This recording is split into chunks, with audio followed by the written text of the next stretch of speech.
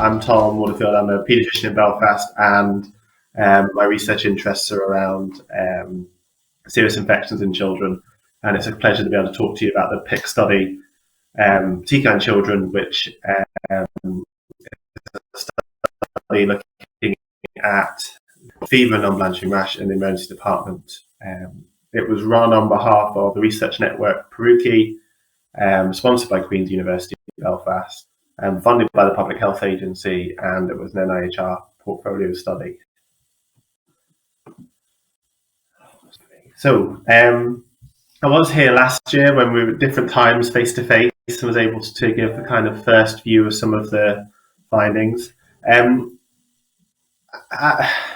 As parent doctors, we all see children with fever and non-blanching rashes on a kind of daily basis. It's something that's common. And thinking back to when I started my training, I remember being told, give ceftriaxone, ask questions later.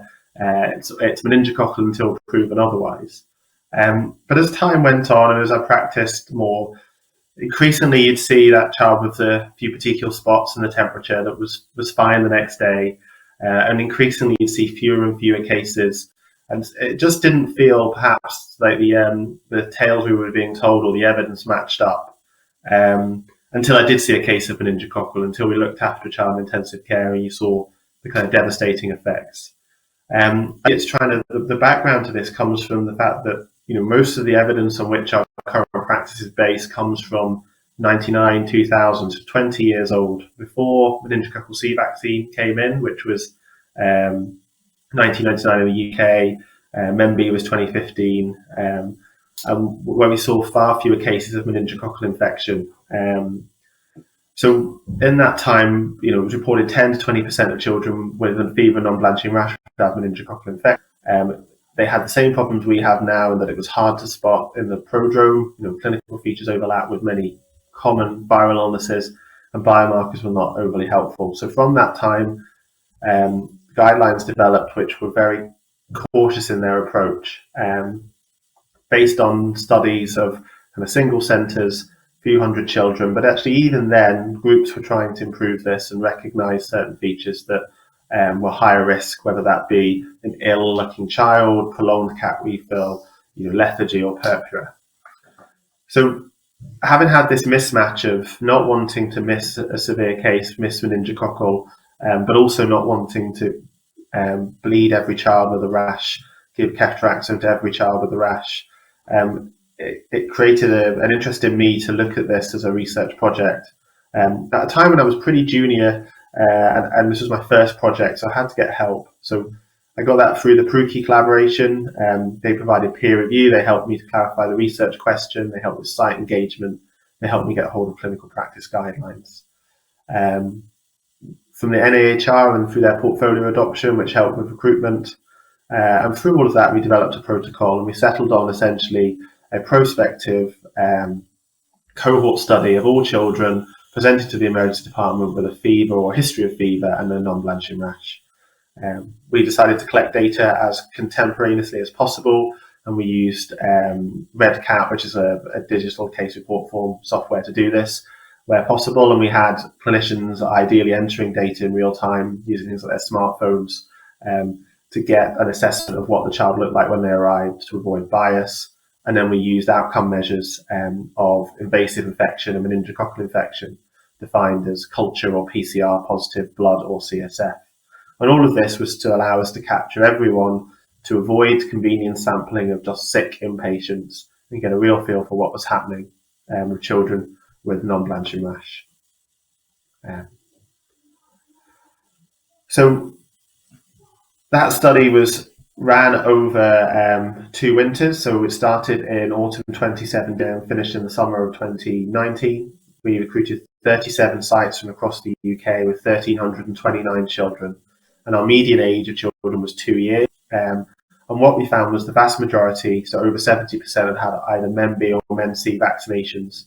And the reason that's important is essentially that fits with a vaccinated population. So one of the big differences in our data from previous studies is that this is a vaccinated and a lower prevalence population. What was really interesting, so 2% of children, approximately to 26%, had an invasive infection based on the definitions that we've talked about. 19 of those were meningococcal, but the meningococcal infections accounted for all of the deaths and the majority of the ICU attendances. So while meningococcal is a rare cause of a non-blanching rash, it's still, even with vaccination, the cause that we need to worry about the most in this kind of UK, Australia, low prevalence setting as we go forwards.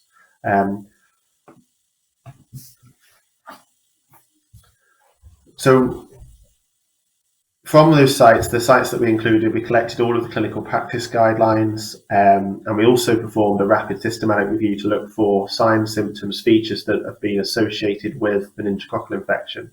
And we performed a stepwise analysis of those. So we looked at each feature individually to see if it was associated with meningococcal infection, whether that be fever, appearance of the rash, distribution of the rash, spread. We had about 40 different features, and we looked at each one with either Fisher's exact or chi-square testing to see whether there was an association. The problem with that approach is that you will find some associations which are confounded by other factors. And Danny and I have spoken before about things like the SVC distribution of petechiae. Actually, that's probably a compound feature in that it has well-appearing children. Petechiae only nose spread, and actually the SVC distribution gets thrown in, but it's probably of the least value out of all of those. It's actually the other features that are contributing. So we completed the univariate analysis and looked to where we might see a signal, we might see something that predicts, and take them forward into regression modeling. So we performed a binary multivariate regression model, and essentially that helps to pick out the independent features or the features that are most useful. And what we found was purpura certainly was very predictive of meningococcal infection, and that's important. I think is I'm certainly seeing and hearing, oh, this child has a non-blanching rash, and my first question is, are there any purpura? And often, I don't know, is the reply. So we've lost a little bit in the message around purpura shouldn't be seen as the same as petechiae. Only 39 children out of our cohort, I think, had purpura, so it's a very low number of children that actually come in purpuric and febrile. And then shock, defined actually as prolonged cat refill 4 seconds or longer, or hypertensive based on APLS criteria, or global assessment of shock from a clinician. A history of limb pain, which is unusual. So this is featured lots of times in the research if you look back, but rarely makes it into a clinical practice guideline and reduced conscious level. So these are all features that have been the most predictive and actually don't deviate a huge amount from the ill criteria that came out 20 odd years ago. We also then looked at the 8 clinical practice guidelines. So we essentially used the data from across the UK to assess their performance. And the first thing is that all of the clinical practice guidelines were 100% sensitive in this population. Now the confidence intervals were 89 to 100. So in a low prevalence setting, you could use any of these guidelines quite safely. The guidelines that we assessed could be divided into kind of 3 themes, if you like. There's a test tool, which is the nice sepsis guidelines, which say that we should treat anyone with a fever and non-blanching rash of any description. There's the test all treat some, which is the kind of nice meningococcal guidance. So we have 2 nice guidelines that don't agree on the approach to the management of non-blanching rashes. And then we have the test some, treat some approach, which is most of your local guidelines, which we assessed, which advocate for blood testing in some but not all children. What was interesting is that all of the local guidelines, whilst being as sensitive as NICE in this population, in this low-risk population, were more specific, every single guideline. So if you had your own hospital guideline, you had a better specificity with no loss of sensitivity. Do we need a guideline? So this is one of the questions. We're all doing a clinical practice guideline. And the evidence, I think, here is pretty convincing that we do. So 46%, so less than half of those actually follow our local guideline, whether that's NICE or our departmental guideline. And we can tell that because we know what you did with the kids and we know what your local guideline was and where you worked. So we can assess that quite easily. We perform a lot of blood tests. So 86% of children underwent phlebotomy. If we were to rank the guidelines and include clinician practice as its own guideline, in terms of number of investigations performed, clinicians would be quite high up, I think third or fourth place out of the 8. So even if you're allowed to your own devices, actually still perform quite a lot of blood tests.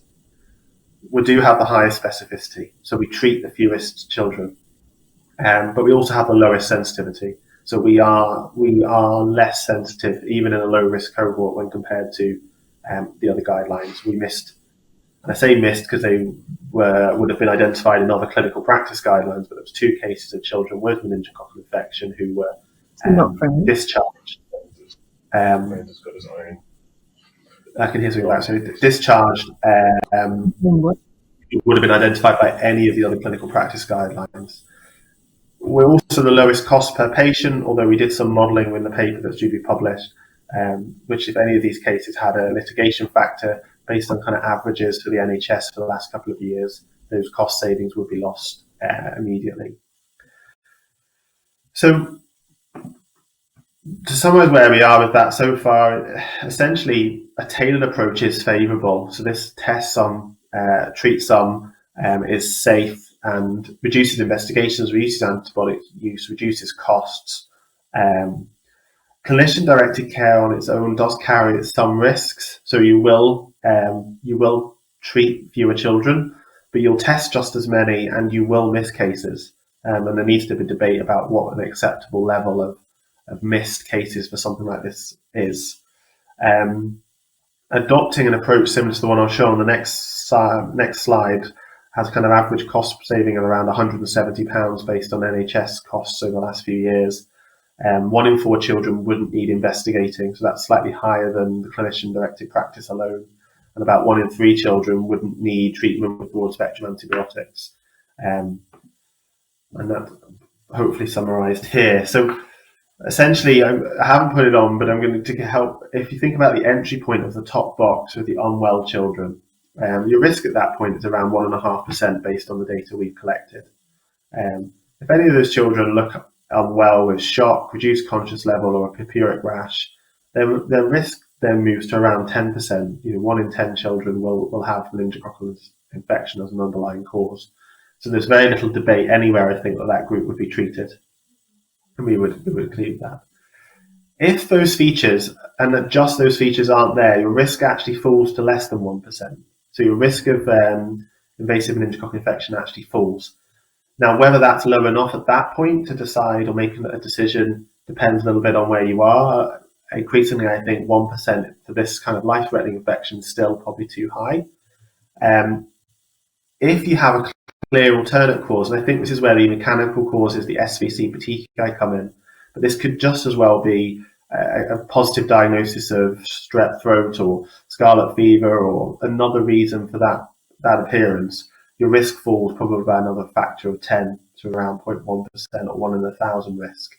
If there isn't a clear alternate cause, that's the group that I personally would advocate investigating.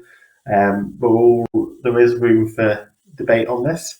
And then again, if you find an alternate cause, hematological malignancy, ITP, some other reason, then you treat that rather than meningococcal. If no alternate cause is found, you complete your investigations, then you need to decide about where your risk threshold stands. If you want a very low kind of rule out low risk group, then if the CRP is less than 20, you could push that even to 30. You'll find that the risk again falls to around 1 in 1,000, 1%, which is a group that may be reasonable to discharge home with advice.